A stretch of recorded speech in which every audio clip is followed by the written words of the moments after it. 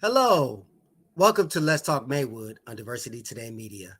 I am your host, Dr. Reggie Ratliff, and it's good to be back on the air. I am joined right now by my co-host, my co-laborer in the vineyard, and expert investment advisor, Terrence Hollingsworth. Terry, good evening, my brother. Yo, how are you, Dr. Ratliff? I'm good, man. How are you so far in this new year? It's good.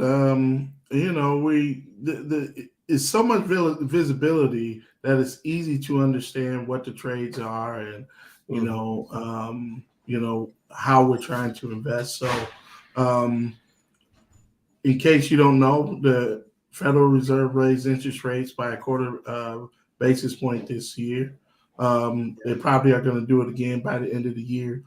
Uh, Chairman Powell, he said, we don't see a scenario where we're going to lower interest rates this year. So, Mhm. it's a simple playbook. We're going after it. What I hope is that everybody's investing and and taking care of themselves. So can you briefly explain why the Federal Reserve rate continues to rise, even though we're in the midst of an inflationary period, with prices being so Yeah, high? yeah, it was. It's because of inflation, right? Mm. So, um, we were the we were hoping, the Federal Reserve was hoping that inflation would be at 2%. Historically, inflation has been the historic rate of inflation has been 3%, and so inflation costs everybody more money. And Mm. so, in order to slow the economy down, they raise interest rates. As you know, with higher interest rates, people are not buying homes because they Right. don't qualify, or they're not buying new cars because they don't qualify. Mhm. And all those things matter. And so that's just kind of the playbook that we're going on. And until we get to 2%, then they'll continue to raise interest rates. In terms of investments, does that hurt or help? It doesn't matter with this time period for those who desire to invest in the stock market.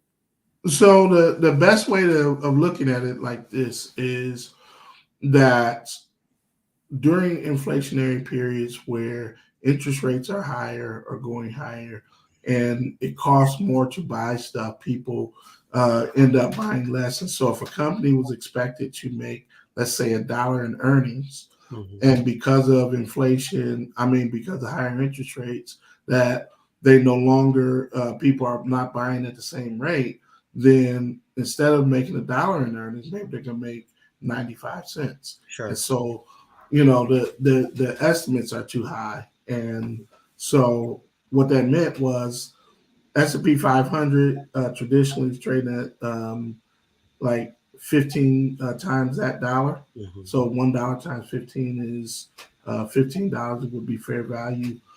We were still trading at roughly 17, right? Hmm. So we've got some space in which the market is probably still going to trade lower and things like this. But what matters is, what is your investment strategy, Right. right? Right. What is your time horizon? Because the S&P 500 and money managers, they need to show performance over 12 months. Hmm. But are you trying to have performance over 12 months, or are you trying to have performance over 12 years, Hmm. right? Yeah. Yeah. And in Great. some cases, 20 years. So, Right, absolutely, long term. Real quick, today is the first day of Black History Month. yeah. Our country recognizes Black History Month, but in my mind, every day is Black History. And in terms of financially, where are we as African Americans as it relates to the world of finance and just investing? What do you see in your purview? Yeah, unfortunately, believe it or not, we are worse today than we were coming out of slavery, Hmm. right? Why? How do you where do you say that? We don't have we had land coming out of slavery, Right. and for whatever reason, it was stolen and all these other things. Today, we're the most educated generation in the history of America as far as Black people. but our net worth is lower than it's ever been. Mm, And so that's a problem. yeah. And we need to change the narrative a little bit. We need to refocus and figure out where are we going for the next 100 years. Because if we don't figure that out, then black people, we're already losing our leadership. Mexicans are, I should say, Latinos. Mhm. They're going to be the biggest minority group in America, Yeah. and everyone's going to cater to them versus us. And where does that put us? Mm, great point. Very interesting. And I kind of, we're talking about centuries of abuse and exploitation, and even as it relates to how we're impacted, psychologically and mentally and emotionally, which kind of leads to our discussion tonight, right? Yeah, I So, mean, go go ahead. ahead. So I was just going to say that we talk about these type of issues as it relates to the financial and investment aspect every Thursday evening.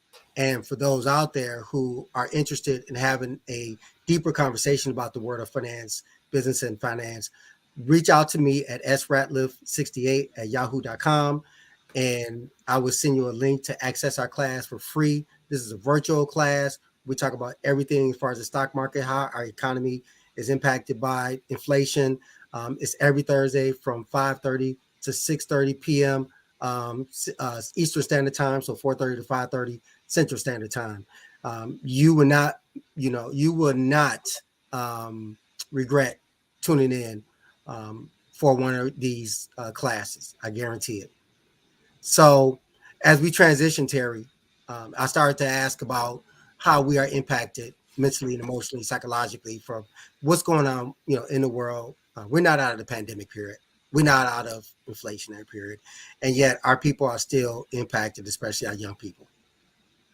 Yeah, it's tough, right? Financial um, problems bring on a lot of stress. It brings on, we know people that have committed suicide because of financial problems. Usain Bolt, he just basically lost all his money, and he's an old man. He's retired. What is he gonna do?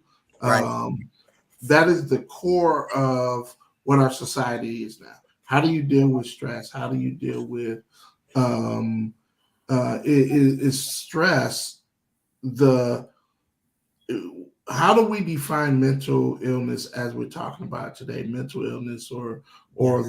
the mental part of of mental health, right? Mm-hmm. Mental health, illness, mental health. Where do they all play? I'm excited to have this conversation with the other gentleman that's going to be on here because, I grew up in church, Yes. and church was a big part of my life for a long time. Yeah. And what does the Bible say about mental health, and Mm. what does traditional secular world say about mental health? So let's Absolutely. get into it, and hope to see you guys on Thursday. Hope that this brings some real value to everybody's life. So Absolutely. That's the goal. Thank you, Terry. And as we start to transition to our speakers, we're going to talk about a very serious topic that has impacted our community, particularly my hometown in Maywood, and as well as here in the DMV, the Washington, D.C. area. And so I like to first bring on a returning guest, Bishop Thomas Clark, who is the pastor of World Deliverance Christian Center of Bellwood, Illinois, for which he's been part of since January of 2011, I believe. And Pastor Thomas preaches and teaches with power and simplicity. That word simplicity means simple, be able to make it understandable. And so his goal is to help empower disciples to Jesus, to make disciples who is focused on building a movement, to help build a movement, as well as church planting movement that will work with our community and save souls in the same vein. And I'd be remiss if I did not mention that Bishop Clark is currently pursuing a master's in missional church movements from the esteemed Wheaton College of Wheaton, Illinois. So I like to bring on Bishop Thomas Clark at this time. Bishop, how are you doing? I am very, very well. Good to see you, Dr. Ratliff, and thank you so much for having me back. I appreciate it, and hello to everyone who's with us on this evening. This Absolutely. is a very important topic, and I'm glad to be here with you tonight. Well, I'm very grateful that you took time from your schedule and decided to join us this evening. It's definitely a blessing to have you on board for this serious discussion. And at this time, I also like to bring on um, Mr. Tracy Blake. Um, Mr. Blake is originally from Omaha, Nebraska, the same hometown as Malcolm Little, also known as Malcolm X. And just by the way, he schooled me that Gabrielle Union is originally from Omaha, Nebraska. But Mr. Blake is a father. He is an advocate. He is a community activist. He holds a bachelor's degree in psychology, as well as a master's in industrial organizational psychology. And he's worked at various behavioral health agencies. And his goal is to adequately address mental health issues in schools and focus on social emotional learning like we focus on instruction, particularly in elementary schools. So, Mr. Tracy Blake, welcome to the podcast. How are you doing this evening? I'm well. I'm well. Thank you very much for having me here tonight. This is my first time on the podcast. I appreciate just being um, allowed to talk about this subject because it's very, very, very important. It is. Very important subject. Yes, yes. And we thank you again for taking time from your busy schedule as well, because you are a father of three. You have three, right? Three young Yes, ones. three. Yeah, three. A 3-year-old, my 3-year-old daughter Ruby Rose, my 7-year-old son Tracy, and then I have a 12-year-old Bella Simone. So yeah, Yeah, I hope you in shape, they brother. keep me busy. I see you, man. I see you. And so thank both of you brothers for coming on. Before we begin, incidentally, I want to mention that I did reach out to the National Alliance of Mental Illness representative out there and invited them on the podcast. But unfortunately, they were unable to join us. So it is important, though, to have Black men on this podcast because of the myth about Black men as it relates to our lack of knowledge and our foresight when it comes to mental health as well as spiritual health. And that's why, starting with you, Bishop Clark, I like to thank you for coming on because you hear a lot about mental health, a lot of challenges, but there's also a spiritual aspect to this. Is there not, as it relates to mental health? There definitely is a spiritual aspect to mental health. One of the things is important for us to, I think, say right out the gate as we start sharing tonight is the fact that God is talking about our triune God, God the Father, Son, Holy Spirit, is the creator of everything. Because he is the creator of everything and the cosmos, then the mind was created by him as well. So he cares about the total being, the total person. It is a myth when we try to separate and say, well, as being an individual and as being a Black person, and then also as being a Black male, Mm-hmm. that for some reason it's taboo to think, oh, and a Black male Christian at that, that Right. it's taboo to talk about mental health as if God's not concerned about it when God is concerned about it. He's concerned about all of us. Matter of fact, one of the things that when Jesus was asked the greatest commandment, he said, well, love the Lord your God with all your heart, your soul, and your mind. And so, with all we have, that's how we have to love Him. Jesus said, "You said that right." And then love your neighbor as you love yourself. So it starts with us giving our mind over to the Lord as Yes. well, because He's concerned. He cares about our minds. So, Bishop, just on that point right there, uh, Yes.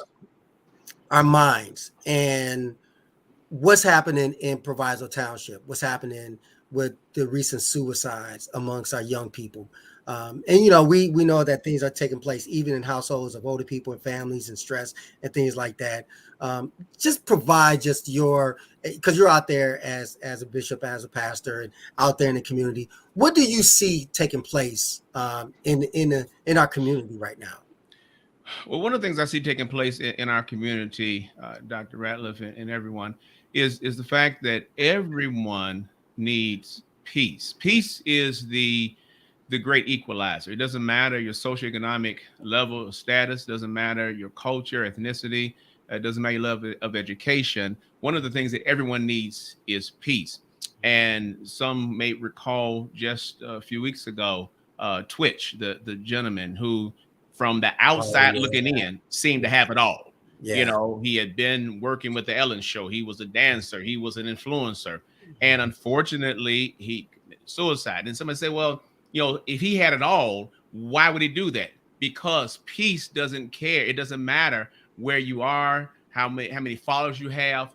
Everyone needs peace. And specifically, we need the shalom or the peace of God. Yes. I want to be very clear. Absolutely. We're talking about the kind of peace that we need. We need the peace of God. And when we have that, that signifies that there is flourishing, and the ultimate end of Christians' life of worship, thought, and practice is that. And so as I go through the community, as I talk with other individuals, as I stand, not just share the word of God, but as I meet others, one of the things that we see is needed so much and is lacking so much, unfortunately, is peace. And there are multiple reasons for that. But yet that peace, or that shalom or lack thereof, plays a significant impact in our mental status. I'm glad you pointed that out, Bishop. And this peace, that surpasses all understanding. You know, Brother Tracy, I have basically the same question for you in the DMV. One of the things that we have on this podcast is a brother, Bishop Clark, from the Chicago area. We also have you from the Washington, D.C. area. You know, talk about what you have seen as an advocate, as a father, as an activist, what's taking place with our young people in the DMV, particularly in, you know, the Northern Virginia area. Just a lot of acting out, you know, not being able to no conflict resolution, you know, a lot of just, since the pandemic has happened, there's been a lot of it's been hyper behavioral issues, you know, just even being able to, like with the little kids, I see a lot. So just even being able to just walk in line, you know, in a straight line, or, you know, sit down, or, you know, just having problems doing that, touching each other. And then with the older kids, you know, at some of the high schools, it's getting really bad, you know, bringing guns to school, weapons to school, you know, fighting games, you know, just things is just acting out. And that's why I think it needs to be a focus on social and emotional, you know, learning for these kids, because they need to know these coping strategies, these conflict resolution strategies, these things that they can do in these moments, you know, in these split seconds when they can decide whether, you know, if I'm gonna go left or am I gonna go right? Right. Like, they need to know that it's okay to have that feeling, but you don't need to act on that feeling. You know, you need to, okay, I feel this way. Now I recognize that now I know this coping strategy, so I can go the right direction, you know? So yeah. I've been seeing that. Yeah. In that same vein though, your background's in psychology and you have the credentials. Oh, he fell off. So let me just ask this question to you, Bishop Clark. You know, he mentioned the pandemic. He talked about the social aspect of mental health. Do you think, in your professional opinion, that this pandemic has hurt our community, particularly our youth, and so in what regards do you see? Well, first of all, yes, I do think that the pandemic has had a negative impact on individuals, our young people, all of us, but our young people in particular. And that's because, going back to how God created us, created us to need and to dwell in community. One of the things that the pandemic did, unfortunately, is it fractured community. Community already was, particularly in the West, in America specifically, where we're very individualistic. So community already was almost at a premium. Then when the pandemic happens and we're forced to be 6 feet apart, we're forced not to be around each other. We're forced not to be able to see the smiles on one another's faces. I mean, part of communication is not just the words we say. It's the emotions and the motives and how we express ourselves as we talk. I mean, brother Tracy knows this. You know, it's all of that. And when you separate that, then it becomes very challenging, and it does play a significant role in individuals who are not prepared to deal with isolation when we're created for community. Well said. I want to piggyback off that and get back with you, Tracy. I started to ask you, what is your definition of mental health? What does that mean to you for somebody who's an expert in that field? So mental health um, is really just taking care of your health. But a mental health issue is different. You see what I'm saying? Is a different problem. So mental health is whether you have to, what, like I said, coping strategies, how you work out. Can you work out? How do you get relieve your stress? How do you find your peace? Like the bishop said, how do you go about getting that peace? Whether it's sitting there praying, meditating, Lord, like I said, working out. That's the mental health definition. Going to a therapist, talking to somebody, talking to your pastor, talking to your father, talking to friends, even sometimes just getting it out of you, getting it out. So, but now mental health issues, those are different, and one in five adults in America suffers from that. So that's a very common.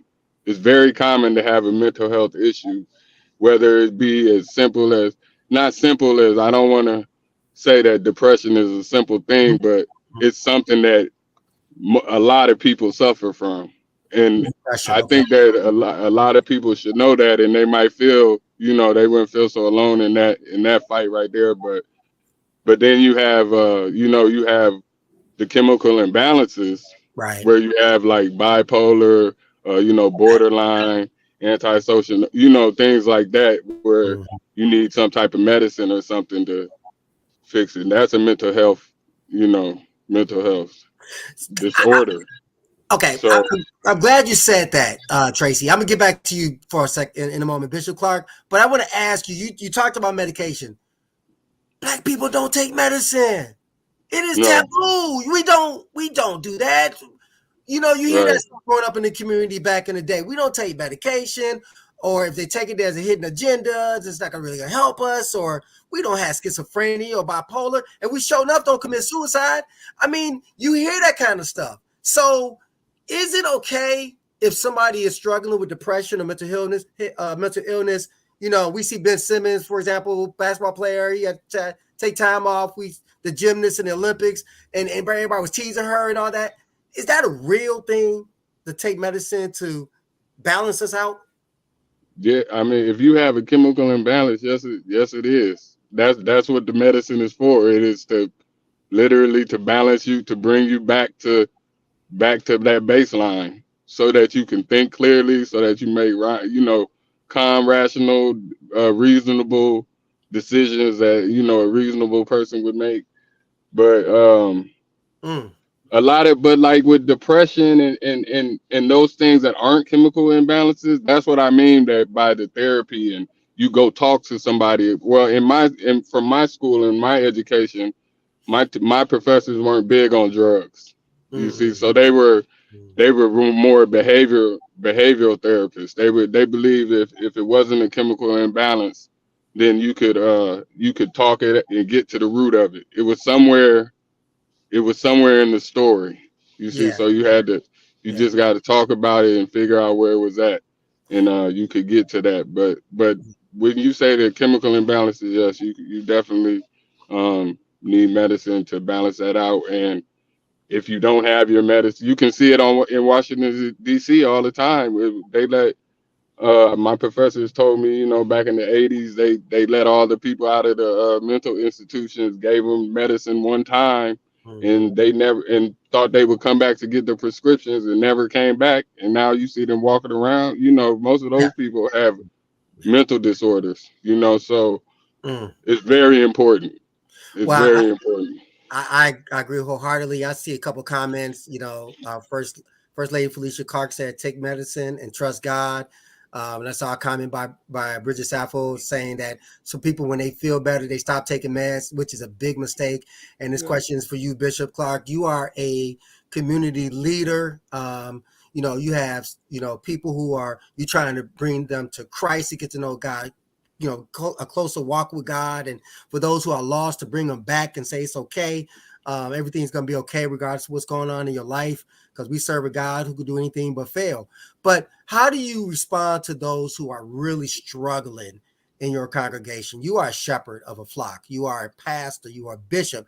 That is high regards, but with that come high responsibility. So how have you been able to deal with it, and what is your response to that question?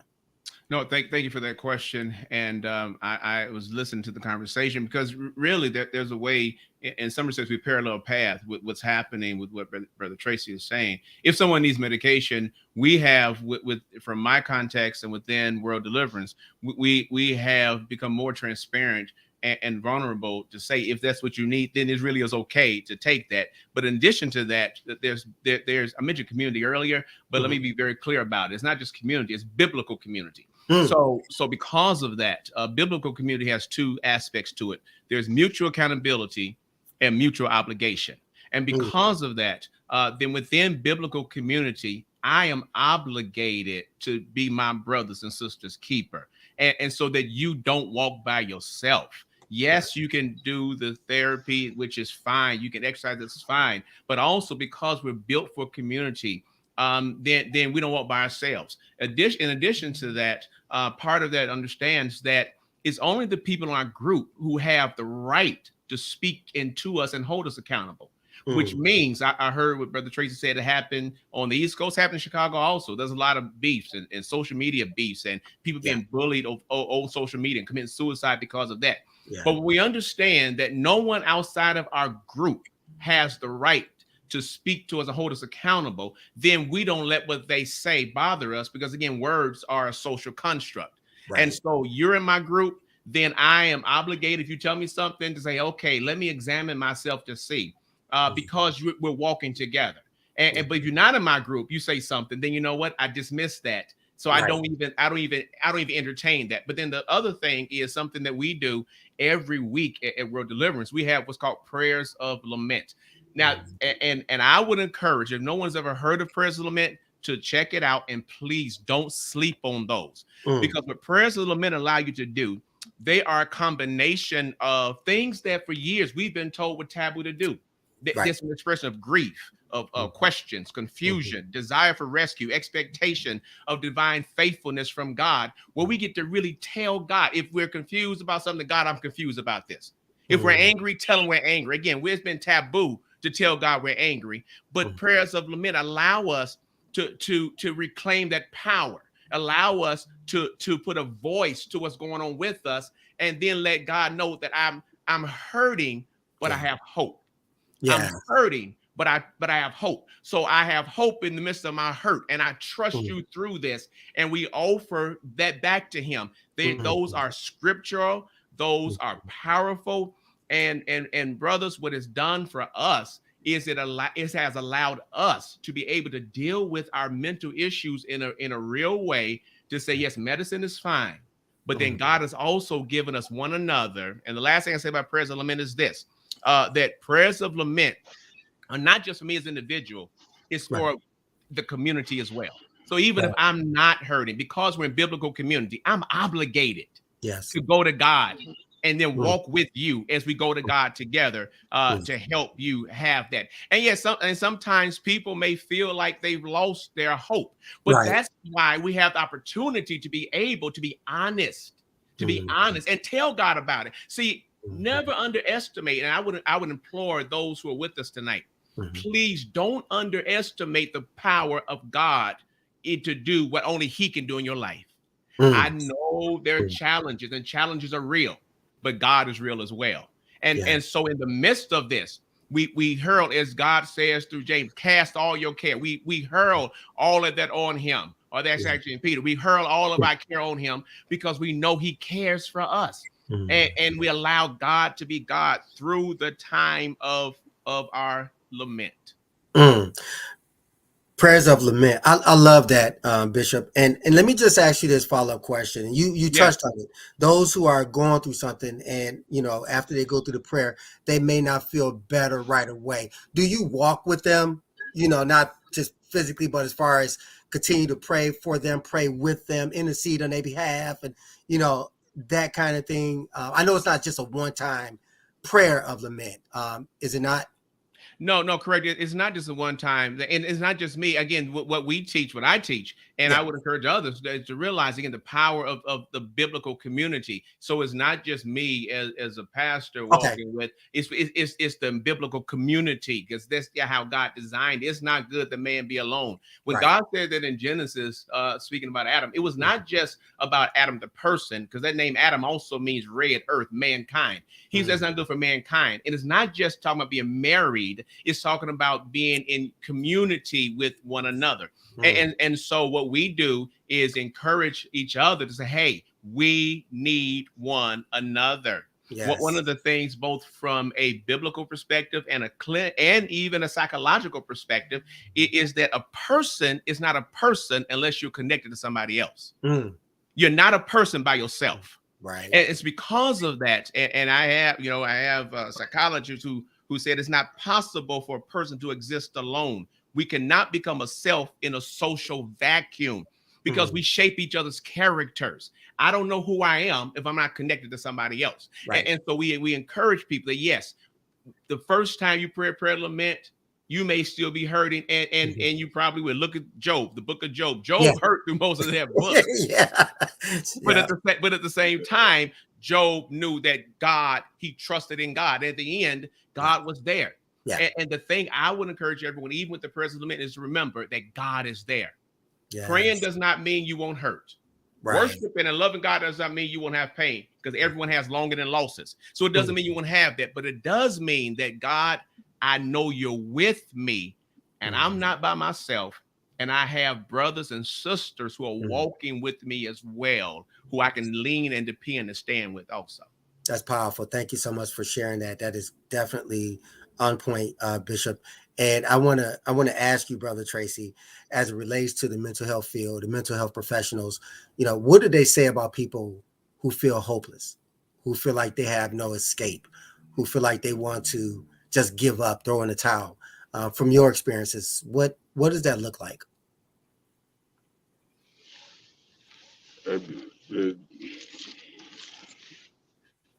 From my experiences, it just looks like I've seen them just, tranquilize, on drugs, and like literally seen. I did my internship at a halfway house with people that were like that had given up and hopeless, and it's like zombies actually. So and then they just keep them tranquilized with drugs all day. So it's not good. But they definitely need like the bishop said, that human contact. Yeah. You need that to hold each other accountable. And that's another one. I was saying mental health and working that, do it, or fellowshipping with that also. And especially us as black men need to have, I think, especially have groups where we could go sit down and talk to each other and talk about our days and things like that, because I know now I'm getting to that age where a lot of my friends are talking about they taking high blood pressure pills, and they got hypertension and things like that from stress and from not being at peace. Again, here it comes again, not having peace. Right. So when we do talk, they always say, man, I never get to talk. This felt so good. So I know that especially us as black men, we need to take away that taboo of not just just talking to each other, asking each other, how are you doing today? Yeah. Or how was your day, or what's going on? Just because that kind word, never know what it will change, but I just know that as black men, especially, and it would help with our mental. I feel like with our mental health also. Is So is mental health the same as mental illness, Tracy? Is that the same thing, um, in your expert opinion? I know it's kind of a um, question because they so intertwined. You hear both mental health, mental illness. Is Are they similar? You kind of health. I'm talking about that. Oh, can you hear me? yeah, I can hear you now. Can you hear me? Okay. Yeah. When I talk about mental health, I'm talking about the therapy part. Okay. The prevention, the prevention or the reactionary part of it. That's either you catching it at the beginning, you're being proactive with your mental health, or you catching it at the end and you're reacting to it. But Hmm. it's some part of that therapy part. But mental illness is different. Mental illness is the the diagnosis, what's in the DSM, the DSM. So that's my definition of it. Okay. Mental disorders, illness, mental disorders, but that's getting into the weeds. That's getting way Yeah. into the weeds of it. Yeah. So And just one follow up question with you, Tracy: is prescription drugs as bad as illicit drugs? um so I'm gonna say some of the illicit street drugs actually were made for medical use, so Hmm. I think any drug that you this is me now listening to Latrice talking, but any drug that you use that not for the correct purpose Get on camera. is Where you at, Latrice? is gonna be wrong, So Right. if that drug is prescribed for you specifically for that chemical imbalance that you specifically have, and then you don't use it or you use more of it, it could be just as bad, Mm, if not. So, okay. Understood. And Bishop, but a lot. Oh, I'm sorry. okay. Go ahead, Tracy. I was just gonna say a lot of those like Yeah. hallucinogens and things like that were all created, um, by the scientists for to help people mental health, terminally ill people deal with life and deal with their hopelessness, so to say. So I'm that glad you was said that. I'm glad you said that because Bishop, Yeah. First Lady Clark mentioned that before Bible study even starts, there's conversation even before um, everything kicks off with Bible study. So you start talking and sharing before then. Why is that important? It's important for several reasons. First of all, it goes back to, and I, at the risk of being redundant or repeating myself, but it's not really redundant because it needs to be shared. Is that we all need this community. We need community. I Mhm. listened to something Brother Tracy said a moment ago, and talking about men just getting together, have a chance to talk and be Yeah. vulnerable, and transparent with each other. And, Yeah. and watch this. While we may not be a therapist, it does not mean our talking is not therapy.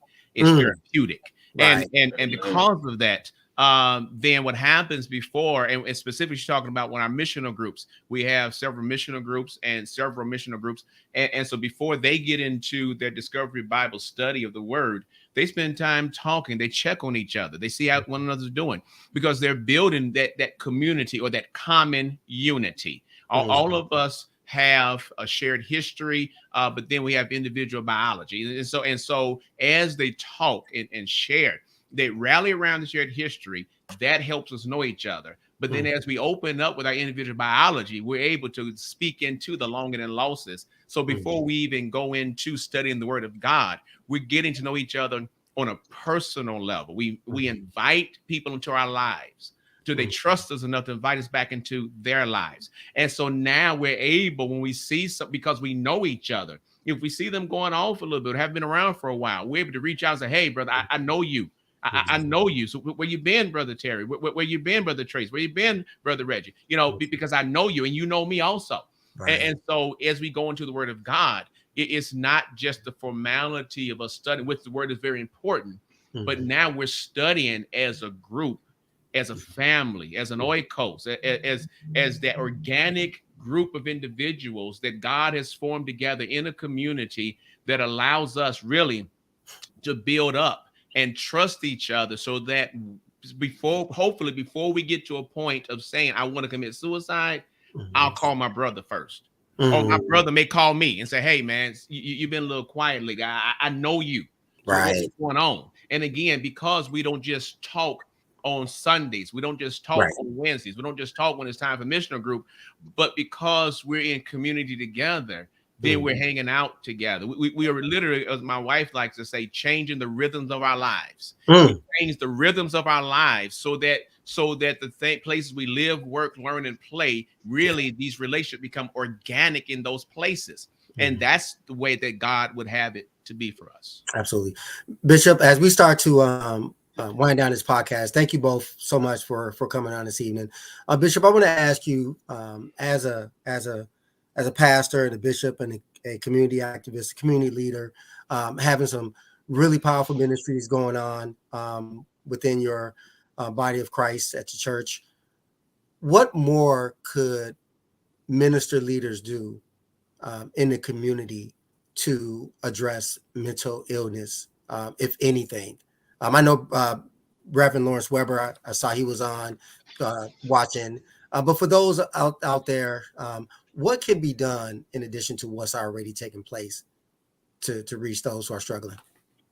Well, what can be done to reach people who are struggling? There's a couple of things. And one is the fact that we can become relational and not just transactional.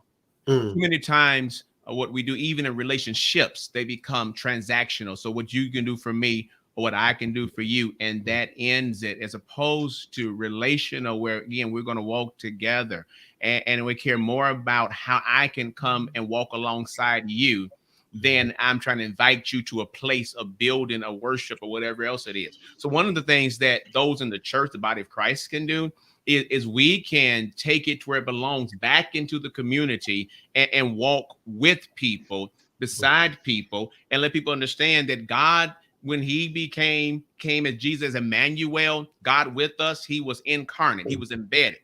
Well, we have to be embedded also in the places we live, in the places we work, in the places we learn, in the places we play. Be embedded in those places. And the other thing is this, and that is to really begin to find, as God would have it, our joy only comes from him.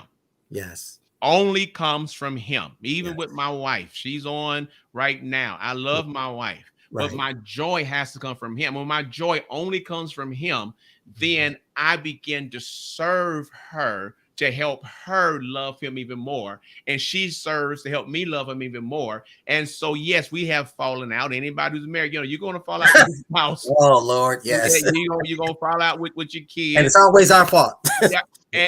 And you might as well own it. Just own it. Look, I own it right now, dear. Yeah, you might as well own it. But the thing is, when my joy only comes from him, then my falling out doesn't cause me to fall out and lose it, because I realize he is my joy. Yes. And so we encourage people to make him your only joy, and then help others to find that same joy in him together. That way we can serve each other that way. And that goes a long way in terms of us following and being sound mentally. I just say this and I'm done. And that is the fact that you mentioned at the beginning that the Bible, people have told me years, you commit suicide, you're going to hell and all this kind of stuff. I just want to say this: God is a loving God. That the issue of us doing something where God would say, you did that, wipe my hands of you. Well, Jesus died on the cross to overcome everything. Everything, inclusive of that. So prayerfully, we never gets to that point. But if someone does commit suicide and they've been following him, then no, you don't live eternally separated from him because of that, because he loves us. Now he wants us to follow him, though. So I'm done with that. But I want us to follow him. Yes. And yes. Well said. That's a punctuation mark right there. It doesn't need to be discussed any further. So those of you out there, spread it. You do not go to hell if you commit suicide, but prayerfully it never gets to that point, as Bishop said so eloquently.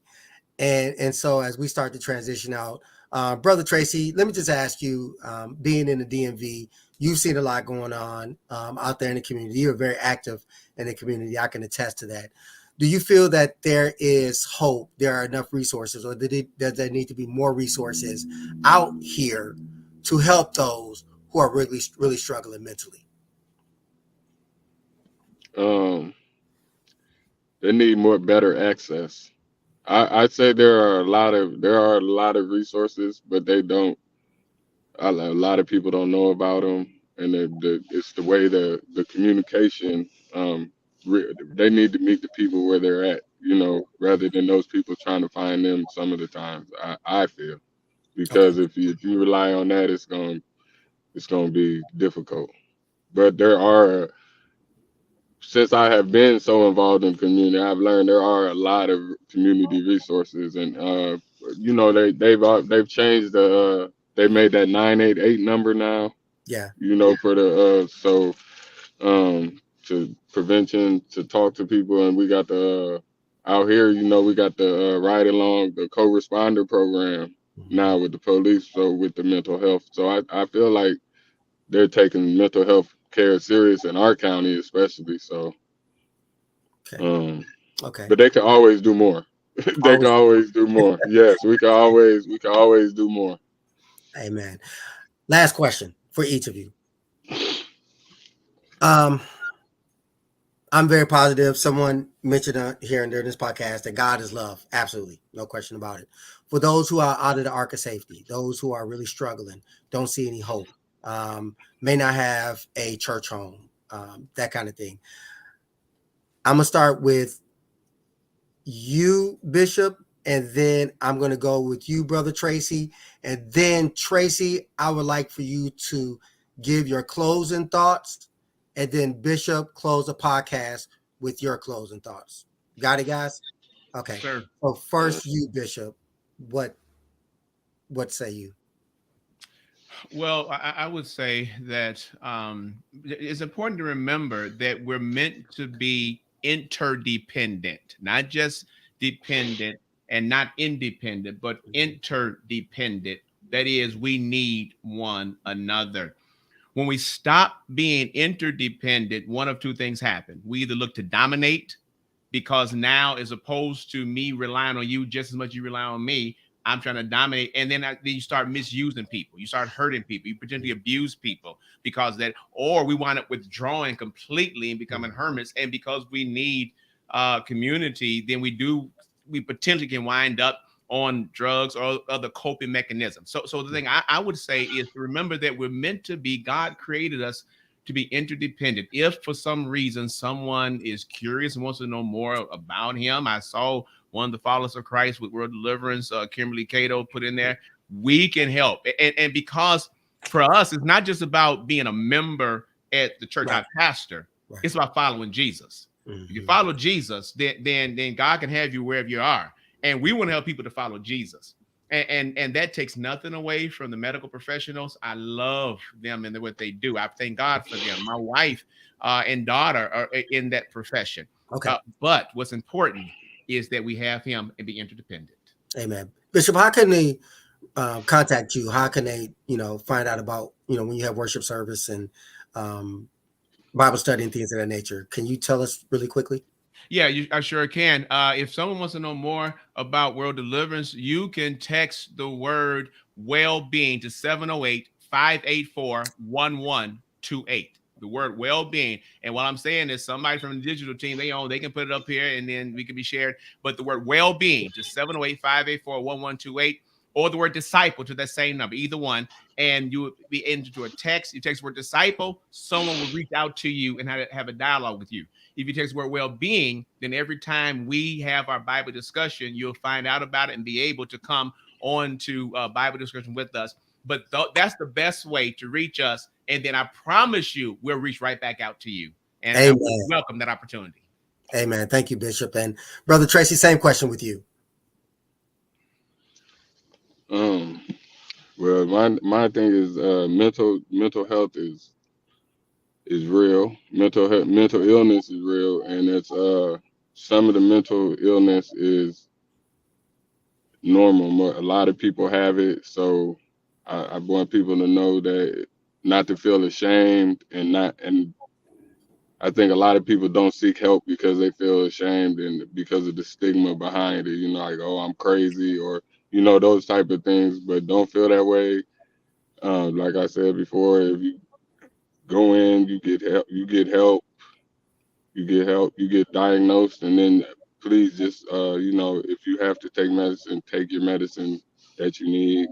Do just like you have to take blood pressure medicine or any of your diabetic medicine, any type of medicine, but just so that you are mentally stable.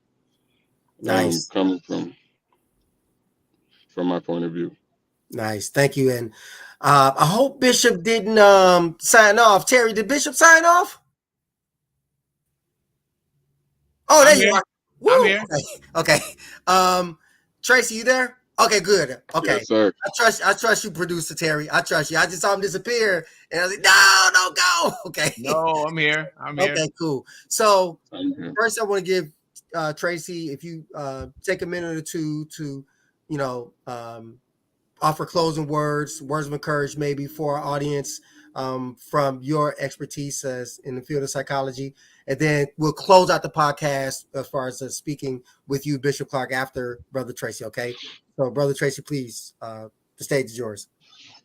Okay, like I said before, just take mental health serious. If you we need to learn the signs of. Also, you should learn the signs of suicide. I didn't say that before, but you should learn the signs and learn the things that you see beforehand, so that you can notice it and recognize it before it happens, and be able to talk and deal with that, because suicide is a very high, especially with our youth. But other than that, I just wanted to, I just implore on everybody to take care of your mental health, whether it's fellowshipping in the church, praying, working out, running, fellowshipping with your friends, talk to somebody. Don't hold those feelings in. Know that your feelings are valid. You just don't act on all those feelings, like I said before, and just keep a positive attitude. Thank you, Brother Tracy. Yes, sir. Appreciate it. Bishop, please. Yes. I'll say one thing. That number Kimberly put up, it should be 28, not 3. It's 28 at the end. Now, in terms of just closing thoughts, I mentioned a few moments ago that everyone has longing and losses, and everyone does. Everyone has longing and losses, and because of that, the longings are the things that the deep-seated desires that keep us up at night. It may be aging parents, it may be our finances, it may be our health, it may be the children that have not come home yet.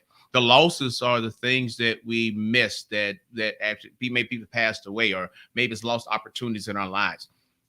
And because we all have longing and losses, then don't feel like, if you have them, don't feel like you're by yourself. Don't feel like you're odd or awkward because of it, because longing and losses are part of the human condition, which means if you need to take medication, it's okay to take medication, because everyone has longing and losses. But the answer to the longing and losses is that, in addition to the medication you need to take, is to know that the gospel of Jesus Christ can help you with whatever is going on. That doesn't mean you won't have longing and losses. What it does mean is that you're not by yourself. And that's the thing I would hope everyone would remember. God is with you. And when you join into biblical community, there's a community of people with you as well who will walk beside you. We're obligated to walk with you. And so even in the midst of this, you have your medicine, you have God, and we have one another. And that's what I hope you would take away from my time on here tonight. Fantastic. Powerful words for a powerful subject. I pray that this podcast will enlighten and empower you, and you take the necessary steps to get the support you need if you feel in trouble. And someone put it out there saying, knowing signs and symptoms are key to early detection of illnesses of all kinds. Let's not forget the power of God, for God is love. So many powerful statements by Brother Tracy Blake and by Bishop Thomas Clark the fourth. Would like to thank both of them, and I'd like to thank you for tuning in to this podcast. Tune in for our next podcast where we'll have our next guest to share a subject that impacts our community. I am Dr. Reggie Ratliff. Thank you for tuning in. God bless you. Be safe. Good night.